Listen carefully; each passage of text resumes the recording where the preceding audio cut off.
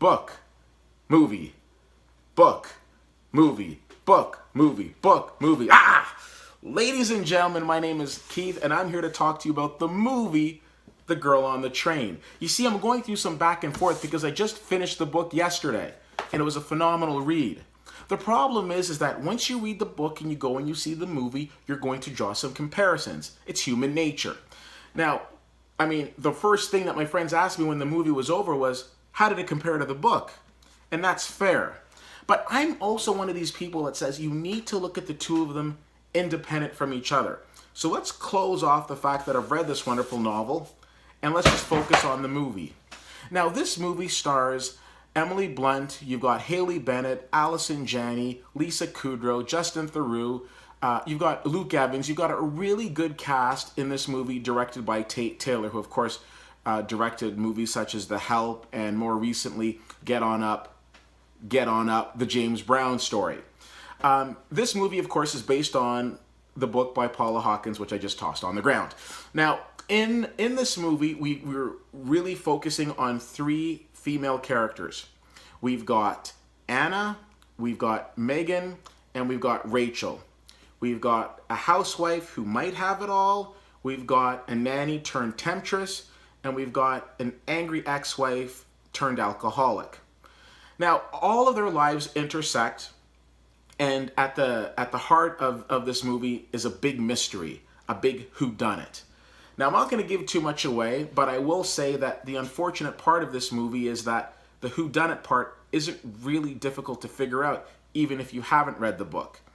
Now, there are a lot of comparisons to this movie and another movie that came out a few years ago called Gone Girl, and I think it's an unfair comparison. On the one hand, Gillian Flynn, who wrote Gone Girl, also served as screenwriter of that movie, whereas Paula Hawkins is really nowhere to be found in the screenwriting of this film.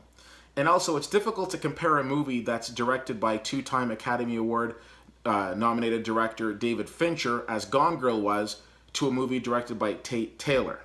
Now, this movie is entertaining, and I think Emily Blunt does a really good job in this movie. It's difficult seeing her in this role because I have a bit of a crush on Emily Blunt, and it's hard seeing her in a role where she's not kind of depicted as like the most desirable person on screen. And in this movie, of course, you know, she's battling a lot of demons and she's dealing with a lot of things from her past.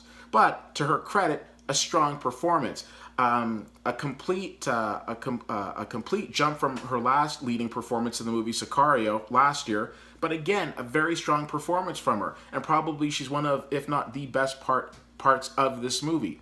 The film's enjoyable, and again, leaving the book aside, if I've never read the book and I'm coming into it, I'm enjoying her performance. I found the pacing of the movie seemed to go pretty quickly, and I don't necessarily know why. I think they should have taken their time and developed the character and the stories a little more than they did. I'm hearing that there's some Oscar buzz for Haley Bennett and her performance. Don't necessarily know how justifiable that is, but we'll see what happens. The movie's entertaining. I mean, it's a nice mystery. It's a nice adult night out if you want to get away from some of the other types of movies that are in the theaters right now. Do I strongly recommend that you run to the theater and see this? No. But if you're at the multiplex and you're looking for something, it's not a terrible choice. I'm giving this movie a B. I don't think it's anywhere near as good as Gone Girl was. And as far as comparing the book to the movie, in all honesty, the book will always win, just because the book has more time to develop, whereas the movie does not. But I've seen adaptations from page to screen, which have been much better. And I think if you're looking for the ultimate Girl on a Train experience, you want to stay with the book. But if you want an excuse to get out and see a pretty entertaining film, it's not a bad alternative. If you see this movie, I'd be very interested to know what you think. As always, you can reach out to me, CFL_fan on Twitter, Facebook.com/WhittyWhittier, and WhittyWhittier.com. I appreciate you taking the time to check this out. My name is Keith, and I'll see you at the movies.